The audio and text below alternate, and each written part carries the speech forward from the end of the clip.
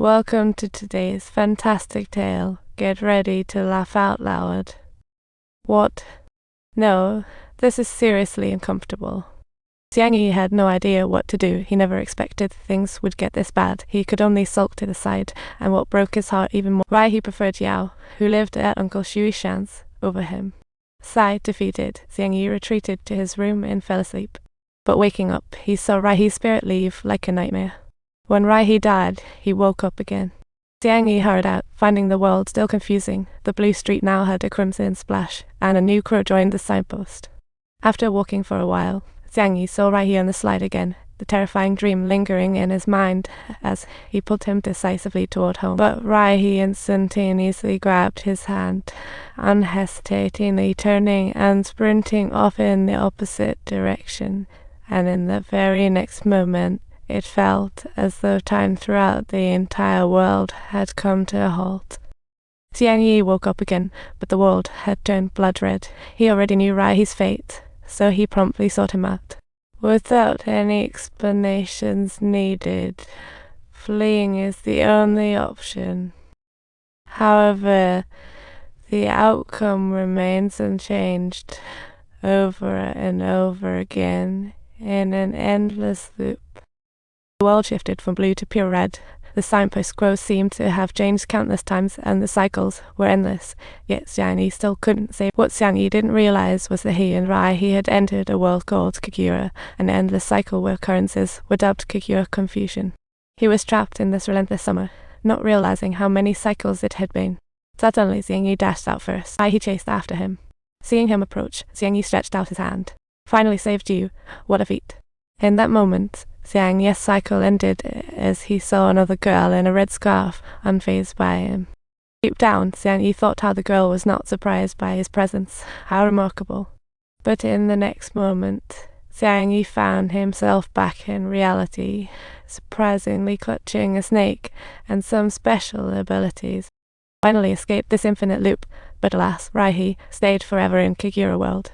The boy had a petty quarrel with the girl he liked, never expecting she'd commit suicide the very day. The boy thought it was his fault, fell into self-blame, and stayed indoors for 2 years. He was afraid to confront the past and unwilling to face a life without the girl, accompanied only by a device called Yeni, the smart girl. Her presence alleviated Shinta's loneliness. But on this day, Yeni went a little crazy, insisting that Shinta take her outside. Shinta ignored her, but Yeni grew unruly.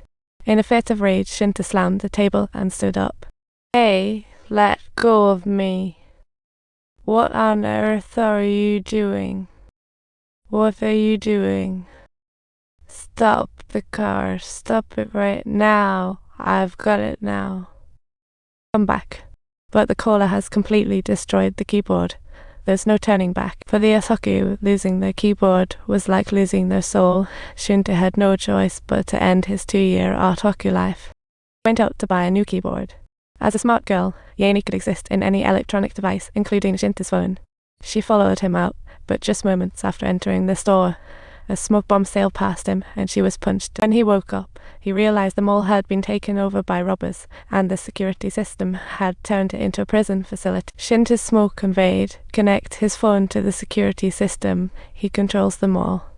But at that moment, Shinta was firmly locked up. Connecting to the security system felt like a pipe dream. Shinta's frown caught the attention of a boy nearby, who casually chatted with him. Rai's eyes seemed to have detected that Shinta might have found a possible means of escape, so he inquired, even though Shinta wasn't entertaining any hopes for a miracle to occur. But then, things got strange. The robbers inexplicably turned disorganized, and the shelves of the mall began to tumble in chaos.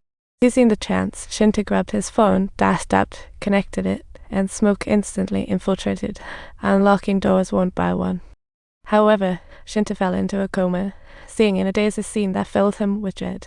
He was simply too terrified to come back again. What could be the story behind this? Have you really forgotten all about it? HM.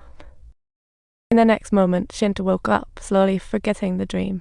He realized he was in a strange place brought there by a boy named Ryuzai. A few people surrounded Shinta, explaining the situation. They belonged to Wood Shadow Group. After discussion, it was decided to include Shinta and the Smoke, each with unique abilities, in the Wood Shadow Group. Shinta couldn't comprehend it at all, but faced with this strange organization, his first instinct was to run away.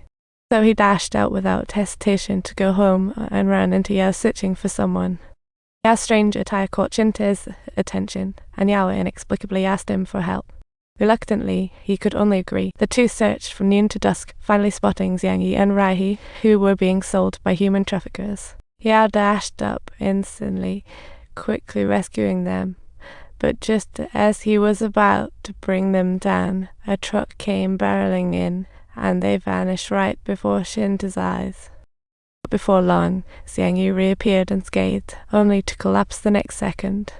The bystander, Muhu, glanced at Xiangyi, his crimson eyes proving he had been to the Yangyan world and gained powers. Muhu explained, and Shinta finally understood the Wood Shadow Group's meaning and all that happened.